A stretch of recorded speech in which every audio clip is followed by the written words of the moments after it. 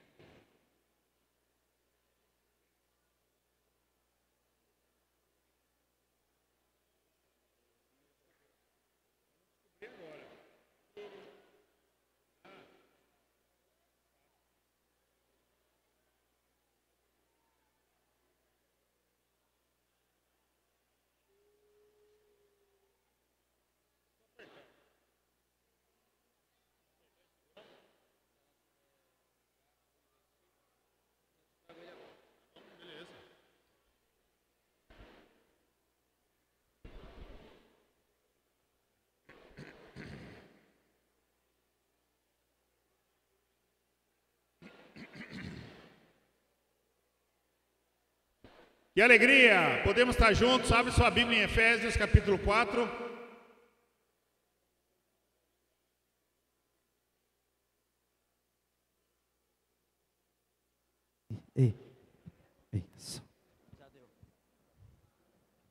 Só.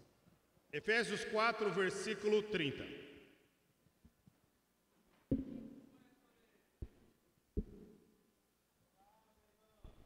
Oremos juntos. Senhor, hoje de manhã, como povo do Senhor, igreja sua, nós queremos juntos, nesse momento, agradecer-te por mais uma semana de vida que nós tivemos, maravilhosa. Podemos nos encontrar aqui de manhã para encorajar uns aos outros, para podermos te adorar, podemos ofertar, podemos agora ter um tempo na sua palavra e aprender dela, para que cada vez mais nossas vidas, Pai, sigam na direção que o Senhor tanto deseja, que a gente possa ser um adorador verdadeiro, pessoas que vivem a essência, a verdade e a vida do cristianismo, que sejamos imitadores de Jesus, imitadores de Deus, e que possamos juntos construir uma igreja forte, que glorifica o seu nome. Nos conduza nesse tempo, abra nossa mente, abra nosso coração para entendermos a palavra de Deus, nos dá o tempo necessário para refletirmos sobre nossas vidas e sairmos daqui prontos e preparados para dar toda a honra e glória ao Senhor Deus. Nos conduza, nos leve ao seu desejo de cumprir a sua palavra. Tudo isso nós oramos em nome de Jesus Cristo. Amém. A Escritura diz assim, em Efésios 4,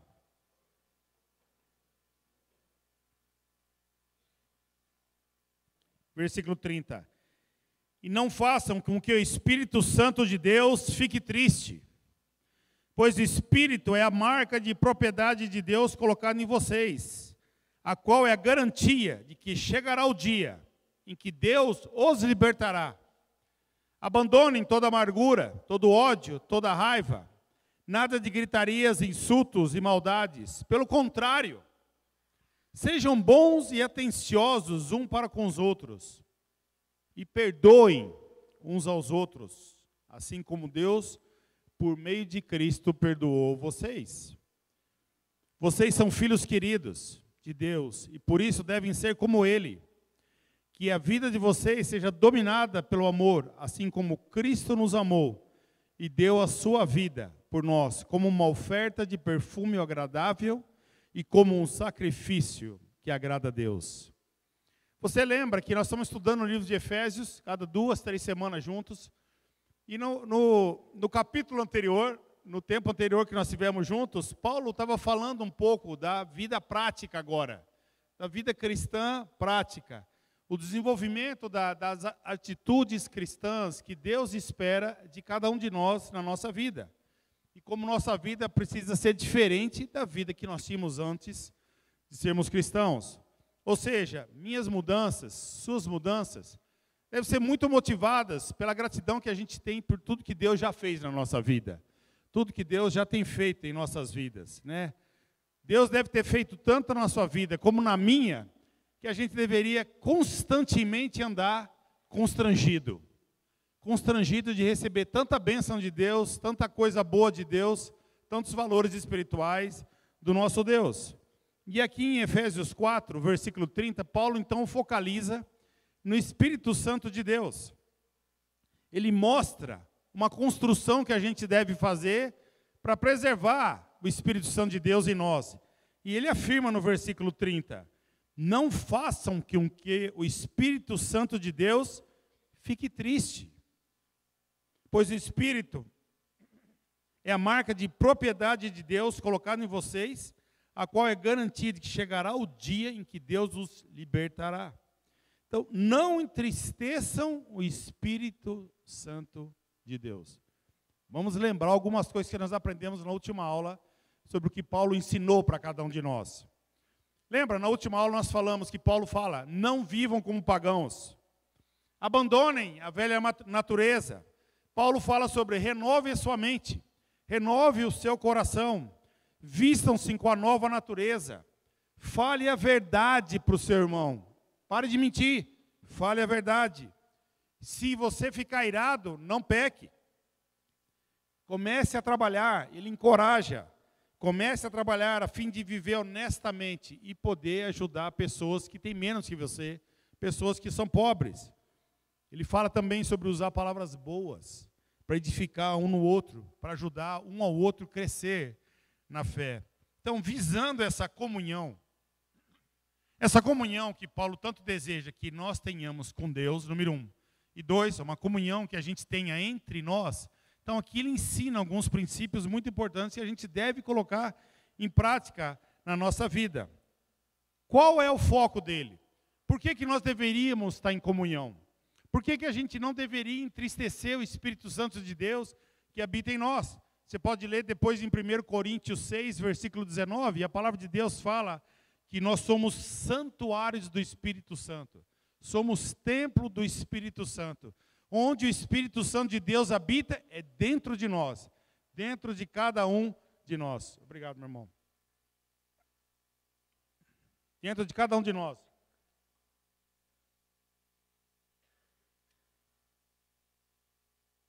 E esse Espírito é a marca, o quê? Como a palavra de Deus fala, que a gente pertence a Deus.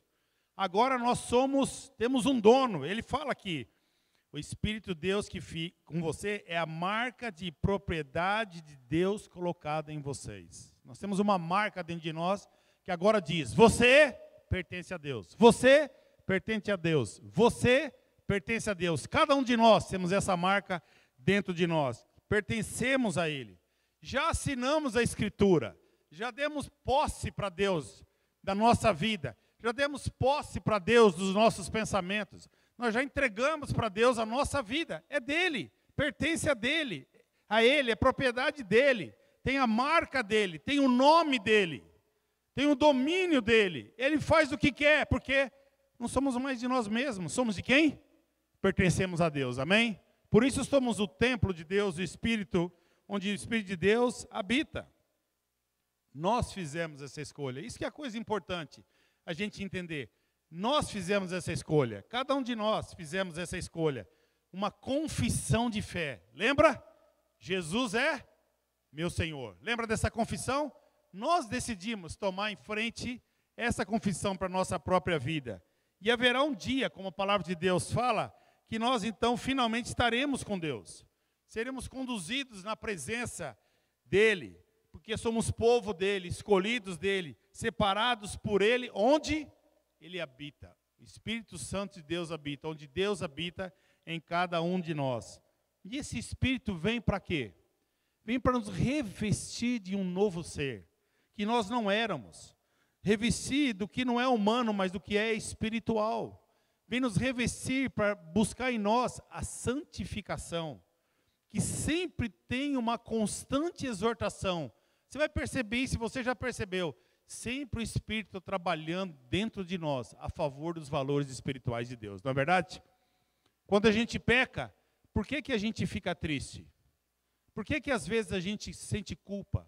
Por que às vezes a gente se sente muito mal quando peca? Por que a gente sente necessidade de confessar?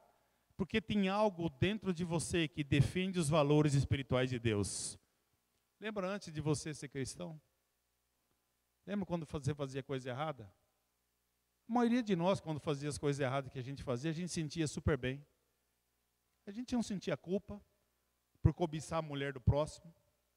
A gente não sentia culpa por mentir. A gente não sentia culpa por cair em imoralidade. A gente não sentia culpa por fazer tantas coisas que a gente sabia que eram erradas. A gente fazia e sabia e estava muito bem. Porque não tinha nada de Deus dentro de nós, que defendia valores espirituais como a gente tem hoje, que é a vontade de Deus. E esse Espírito que a gente ouve todos os dias, que diz para nós, dentro de nós, para o nosso coração, para a nossa mente, vá em frente, não desista, não pare, continue, não desista, nunca volte para o seu velho eu. Por isso que hoje, irmãos, no meio desse caos louco que a gente vive, de valores nesse mundo, desse mundo louco, o que faz a gente continuar perseverando com Jesus Cristo? O que faz você cada domingo vir na igreja? O que faz cada dia você levantar de manhã e querer se ajoelhar e orar na sua casa? O que faz cada dia você acordar de manhã e ler a palavra de Deus? O que faz cada dia você ligar para a pessoa se interessar em amar o próximo? É por você? É a gente que faz isso? É a gente que é tão bom que desenvolveu uma capacidade de amar pessoas, de ler a Bíblia, de orar? É por nós que a gente faz isso? Não. Se fosse por nós, nós faríamos tudo isso antes de sermos cristãos. Então tem algo dentro de nós, poderosíssimo, que é o Espírito Santo de Deus. O Espírito Santo de Deus, que está lá dentro de cada um de nós, que nos mantém firmes, seguros, enviado para habitar dentro de nós por meio de Jesus Cristo. É Ele, é o Espírito Santo que te segura, que te conforta, que age em você, que te traz segurança, que renova a maneira de pensar, que renova suas esperanças, que traz entendimento sobre as coisas de Deus. Você lê uma escritura um ano atrás, você lê ela hoje, dá outro entendimento. É o Espírito Santo de Deus trabalhando em cada um de nós. Então, se eu faço algo que produz o entristecer do Espírito Santo, eu vou entristecer o próprio Deus. Vou entristecer o próprio Cristo. Porque é uma trindade. Sabe, em Gálatas capítulo 5, 22, a maioria de vocês conhecem, a palavra de Deus fala os frutos do Espírito. O fruto do Espírito é amor, é alegria, é paz, é paciência, delicadeza, bondade, fidelidade, humildade, domínio próprio. Olha que qualidades. Olha que fruto. Olha que fruto. O amor, a alegria, a paz, a bondade, a delicadeza, a humildade, o domínio próprio, a fidelidade.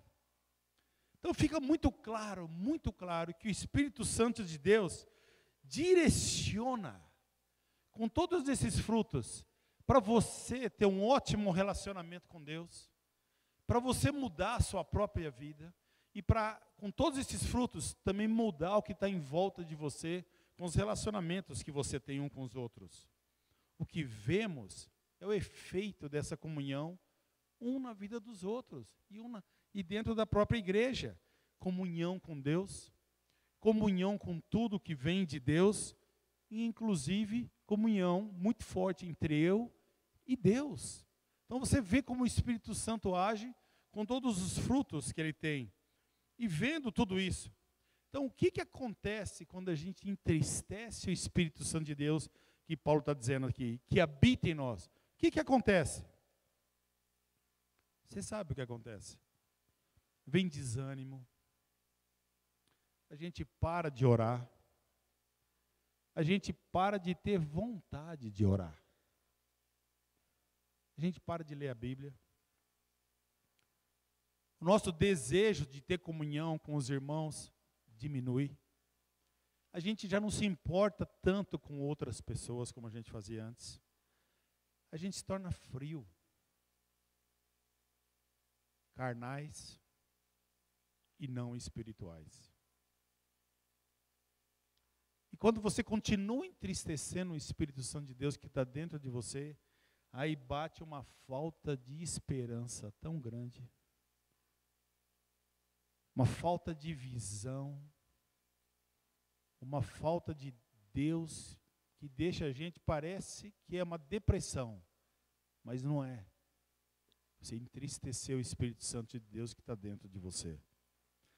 No versículo 31, ele fala: abandonem toda amargura, todo ódio e toda raiva, nada de gritarias, insultos e maldades. Paulo descreve aqui, claramente, irmãos e amigos, que nossa relação com o próximo, nossa relação com a pessoa que está do nosso lado, pode afetar diretamente o Espírito Santo que habita em cada um de nós. Olha o que ele fala, que acontece conosco, o que ele pede para a gente abandonar.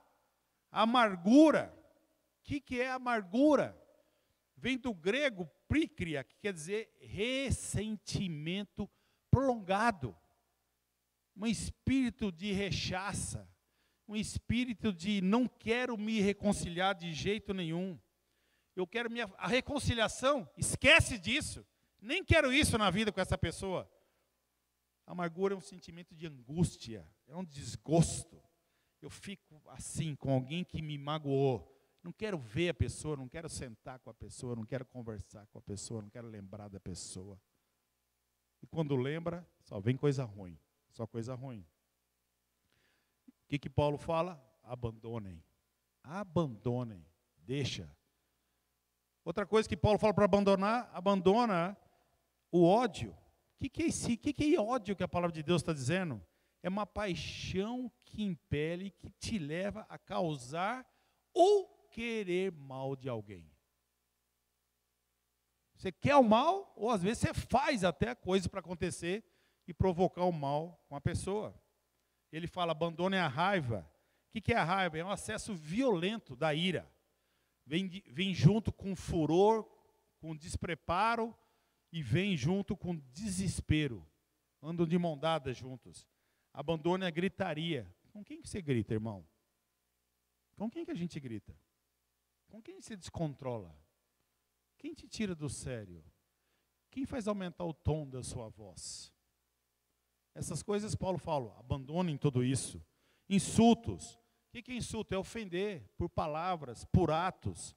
É falar mal de alguém. É falar pelas costas.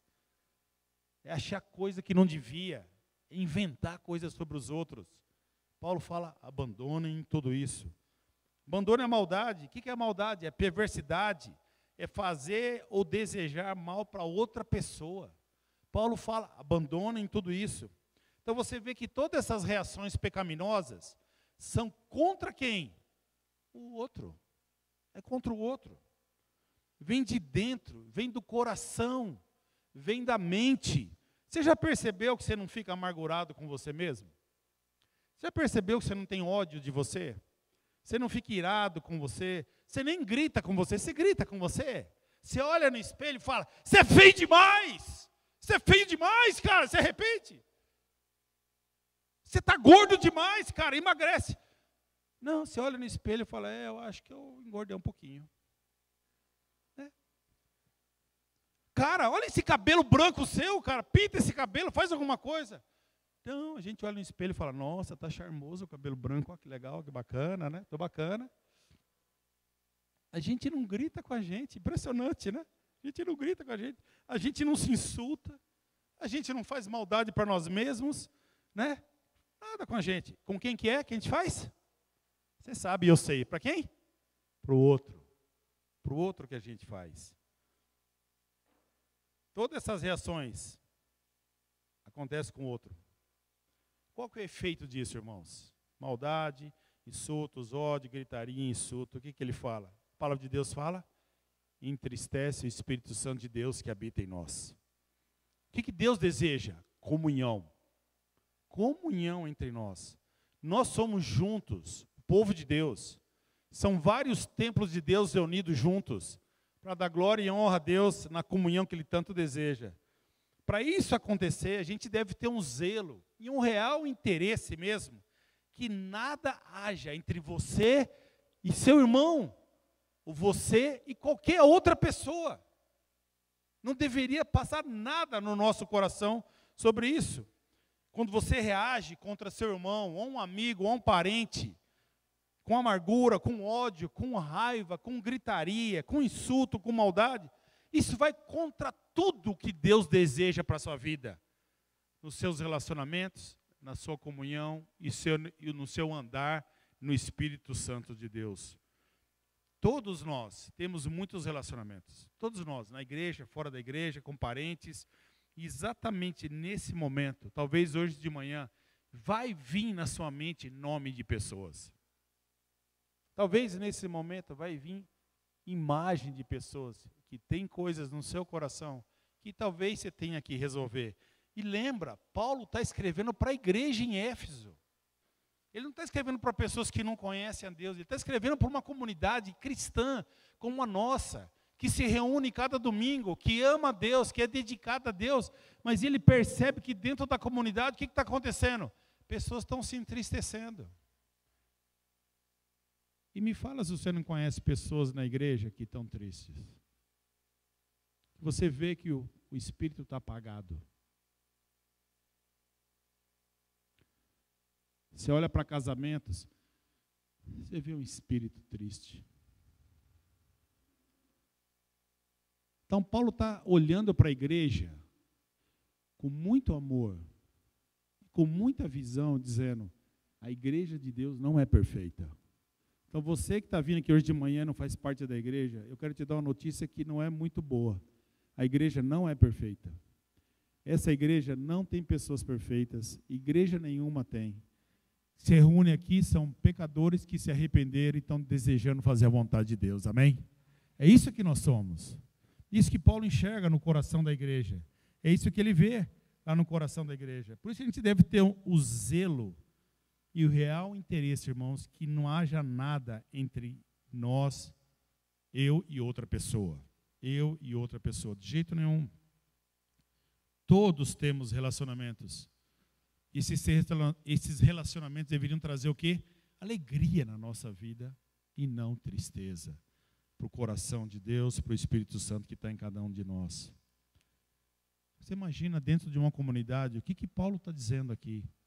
Que há dentro da igreja cristão que não fala com outro cristão. Tem cristão que não quer ver a cara do outro.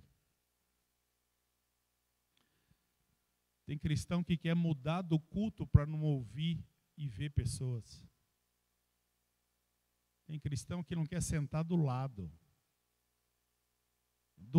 do irmão por qual Jesus morreu na cruz. Não quer sentar. Que há cristãos que falam palavras dentro da igreja e fora que não deveriam falar. Jamais dizer. Sabe, é interessante, quando a gente tem essa atitude com outras pessoas, a gente não fala com ela, a gente tem raiva dela, a gente foge dela, a gente não quer ver, a gente pensa mal dela. Quando a gente está andando na rua, o que vem na cabeça? A imagem dela. E o que vem no seu coração? Dispara, você pensa mal, sentimento ruim. A gente conhece bem tudo isso.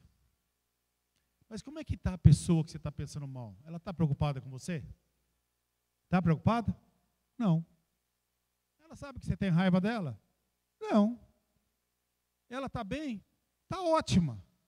Aí você chega e encontra essa pessoa, ela está ótima, porque ela não sabe nada que está acontecendo com você. E aí a gente que já está mal fica pior, porque ela está bem e você está mal. Você fica pior ainda. E isso que acontece. E ele vai continuar bem para sempre.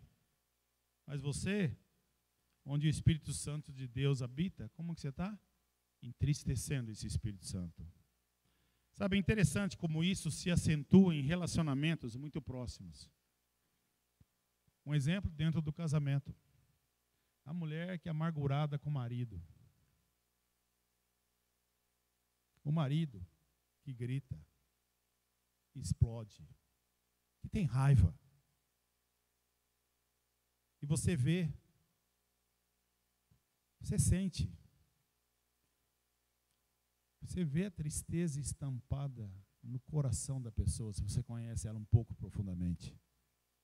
Eu conheço alguns na igreja que têm andado assim por muito tempo, com o espírito entristecido. O que Paulo está dizendo?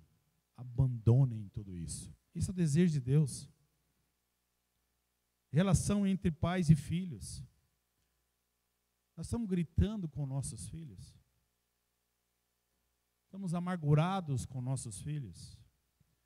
Tendo explosões de ira. Sabe, irmãos, eu vou dizer uma coisa. Como cristão há 30 anos.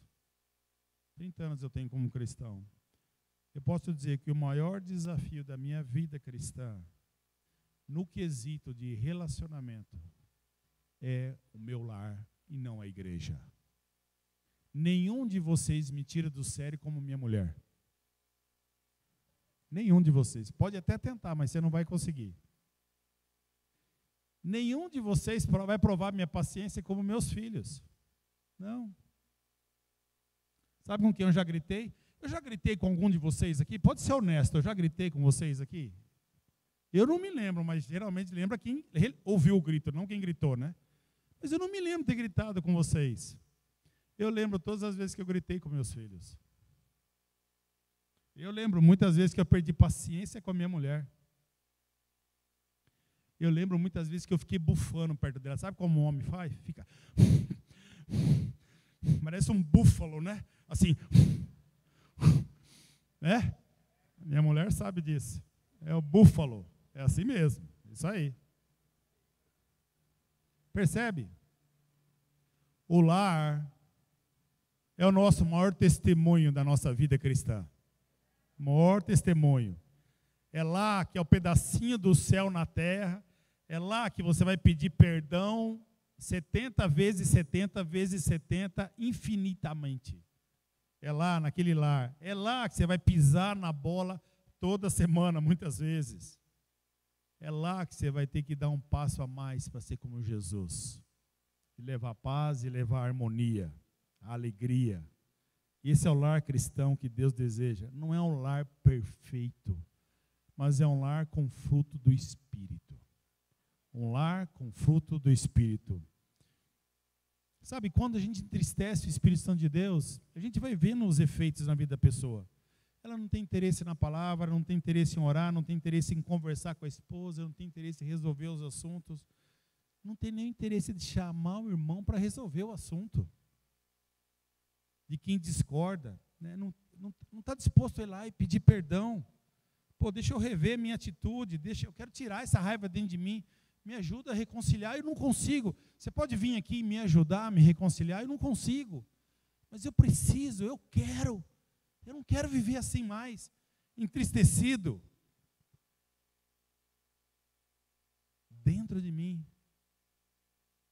E sabe, quando a gente está entristecido com o Espírito Santo de Deus, você ora, e você ora entristecido. E você sai da oração entristecido.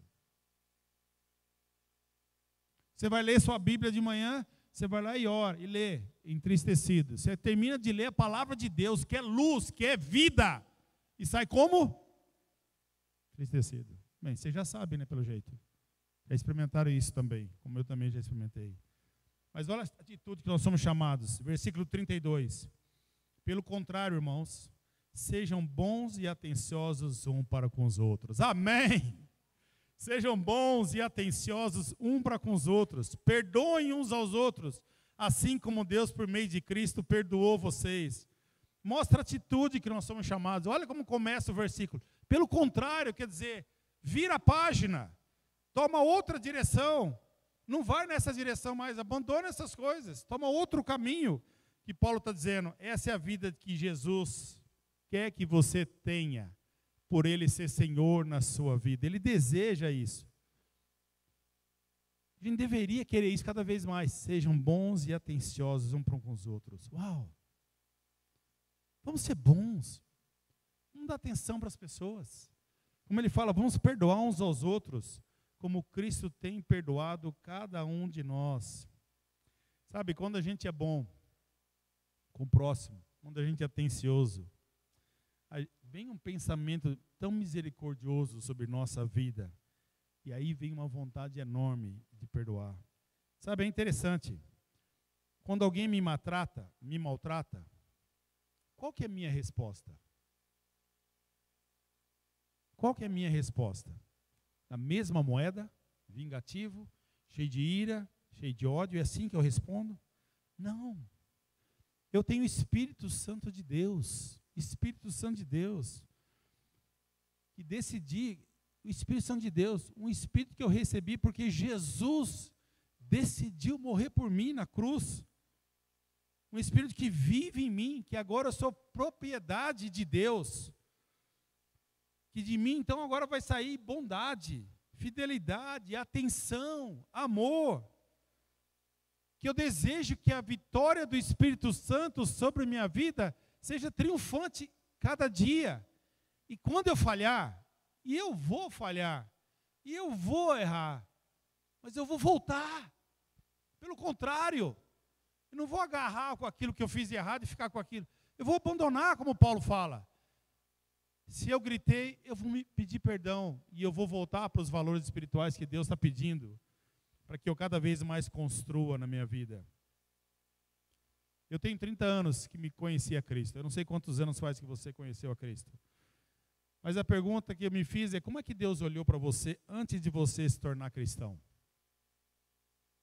Como que Deus olhou para mim? Como que Deus olhou para você? Beleza. Pensa. Pela vida que você tinha antes de conhecer a Cristo, como que Deus deveria olhar para você? Se Ele fosse olhar baseado na sua vida, na vida que você tinha antes de ser cristão. Então, pensando na minha vida, que eu não conheço muito a sua, vou pensar na minha. Deus teria se enchido de amargura comigo? Um monte de vezes. Que o que eu fiz foi um absurdo. Antes de ser cristão, um absurdo. As coisas que eu fiz. Eu deixaria Deus com ódio, com raiva? Muitas vezes. Deus deveria gritar comigo 1 milhão de vezes. Deus deveria ter gritado comigo e dado uns tapas na minha orelha. Por tanta coisa louca. Tanto pecado. Tanta tristeza que eu causei no coração das pessoas que eu mais amei na vida. Deus deveria fazer isso comigo. Deus devia falar mal de mim lá no céu. Vocês viram lá o hétero? Aquilo lá é uma desgraça, cara. Por que eu criei aquele cara? Ô Jesus, vem aqui, Espírito Santo, vamos conversar aqui. Onde eu estava com a cabeça de criar aquele cara? Dá uma olhada, onde eu estava com a cabeça? Dá um jeito nele. Quando Deus olhou para mim e para você antes de ser cristão, você acha que estava isso no coração dele? Não. Amargura, raiva, ódio, gritaria, insultos, maldade? Não. O que chegou até você e até mim? Bondade, atenção e perdão. O perdão de Deus chegou até nós. Sabe, a compaixão que Cristo teve por nós e tem até hoje, chega até mim e chega até outras pessoas, e essa compaixão é que dá chance para quem é culpado. Eu sou culpado. Sempre fui culpado dos meus pecados. Não tinha chance nenhuma na minha vida. Mas a compaixão de Deus favoreceu um homem que não tinha mais o que fazer na vida, que estava culpado.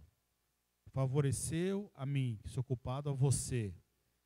Na mesma dimensão que a compaixão de Deus dá uma chance para a gente mudar nossas vidas, irmãos. E nós, na nossa ira, às vezes, na nossa gritaria, na nossa raiva, insulto e maldade, o que a gente faz? Sabe, Deus, quando viu o nosso estado, Deus não decretou a nossa morte. por causa da compaixão Ele vem até nós. Nos tratou com bondade, com amor e perdoou nossos pecados. Nós, por causa da nossa ira, às vezes da nossa raiva, gritaria, nosso ódio, o que a gente faz? A gente já pronuncia a sentença da pessoa. A gente trata a pessoa mal, trata a pessoa daquele jeito que não deveria tratar, não tem jeito, a gente condena a pessoa e não tem recurso, acabou. Você é ruim, eu acho que você é ruim, não tem jeito. Mas a compaixão de Deus para mim, mesmo tendo toda a culpa, me fez ter a oportunidade de conhecer a Deus. Irmãos, nós somos homens e mulheres que deveríamos sempre crescer na nossa compaixão pelos outros e não na condenação dos outros. Sempre na compaixão um pelos outros. De pararmos de pronunciar a sentença, mas na hora de usar o recurso que Deus usou e usa cada dia na nossa vida. Qual é? A compaixão. A compaixão por cada um de nós. A compaixão, o que ela faz? Ela dá a oportunidade de ouvir você. Então Deus não condenou você, Deus veio com compaixão. Então Ele trouxe a palavra de Deus até você. Ele deu um tempo para você refletir. Deu tempo para você pensar na sua vida. Ele te deu uma oportunidade para você conhecer o outro lado espiritual do mundo, o lado de Deus. Ele deu oportunidade de você aprender a orar. Ele deu oportunidade para você entender a cruz de Cristo, conhecer quem é Jesus, entender o sacrifício dele na cruz. Nesse processo ele nunca te condenou. A compaixão te deu oportunidade para você se tornar a pessoa que hoje você se tornou e eu me tornei por causa dessa compaixão de Cristo. Somos chamados pela compaixão, fomos perdoados por meio da compaixão de Cristo. Fomos marcados para esse dia. Deus sabia que o que a gente precisava, que eu preciso é perdão e não condenação. O que eu preciso é perdão e não sentença. Isso é que Deus traz até mim, o que Ele pede que a gente leve aos outros. Então, irmãos, como nessa escritura fala no versículo 32, nós somos chamados a perdoar assim como temos sido perdoados em Cristo Jesus. Quer um motivo para perdoar hoje? Quer um motivo para você perdoar uma pessoa que te magoou, que te feriu, que te machucou? O motivo está aqui. Lembra como Jesus te perdoou. Lembra como Jesus perdoou todos os seus pecados. Lembra de tudo que você fez errado na sua vida, que você fez antes de ser cristão. Lembra que naquele dia que você foi batizado, Deus perdoou você de todos os seus pecados, todos os seus pecados. Quem vive desse perdão, quem vive dessa purificação, quem vive dessa vida nova, não consegue e não deveria conseguir ter outra atitude a não ser perdoar o próximo, perdoar a esposa, perdoar quem for e pedir perdão todo momento que a gente errasse. Porque eu me sinto tão constrangido por tudo que Deus fez por cada um de nós. Em 1 João, vamos só ler essa escritura e a gente volta em Efésios para terminar.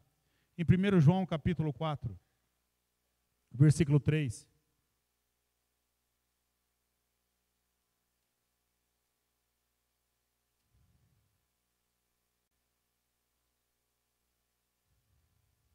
Primeiro João capítulo 4. Desculpa, 1 João capítulo 3, versículo 14. 1 João capítulo 3, versículo 14. A palavra de Deus diz assim: nós já sabemos que já passamos da morte para a vida. E sabemos isso porque amamos nossos irmãos. Quem não ama, ainda está morto. Hoje de manhã a pergunta para nós é: essa escritura tem sido viva na nossa vida? Ou talvez a pergunta é: quem são as pessoas que nós estamos amando? Quem são as pessoas que nós estamos nos preocupando?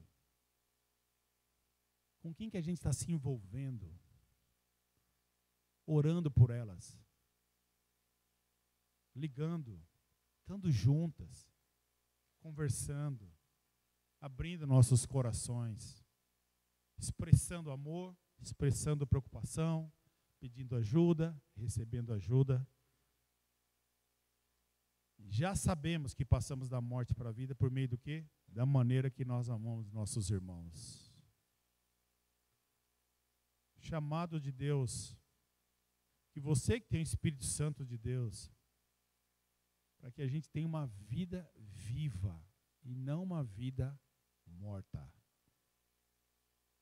Vida morta. E eu quero dizer só um aviso importante. Amar os irmãos não é vir no culto domingo, tá bom? Se você acha que amar, se você só pensa que amar os irmãos é vir em reunião domingo, desculpa, mas você está bem enganado. Isso é parte pequena do seu processo de amar as pessoas. A parte maior é fora daqui. Onde a gente se envolve, a gente se entrega e a gente entra na vida de cada um de nós. E na vida dos outros. E permite que pessoas entrem na nossa própria vida. Vamos terminar em Efésios capítulo 4.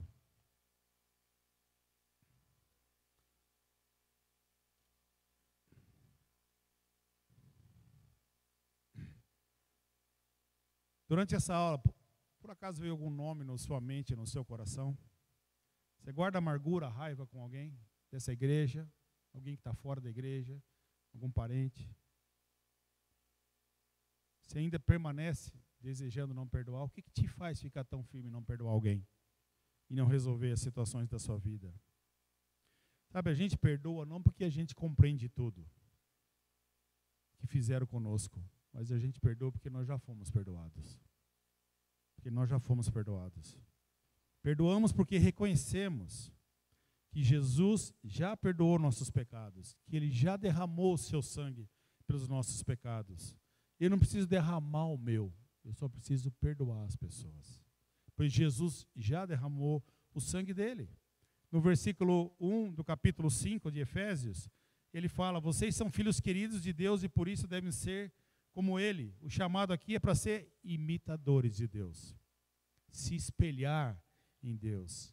Imitar significa agir como, não é ser Deus, é agir como Deus, é imitar a Deus. Uma vez que Deus tornou cristãos capazes de terem misericórdia e perdoar uns aos outros, Deus nos chama a imitá-lo. Perdoe uns aos outros, assim como eu também tenho perdoado cada um de vocês. Somos filhos de Deus, irmãos. Filhos amados, filhos queridos, capacitados por Deus para passar esse amor adiante.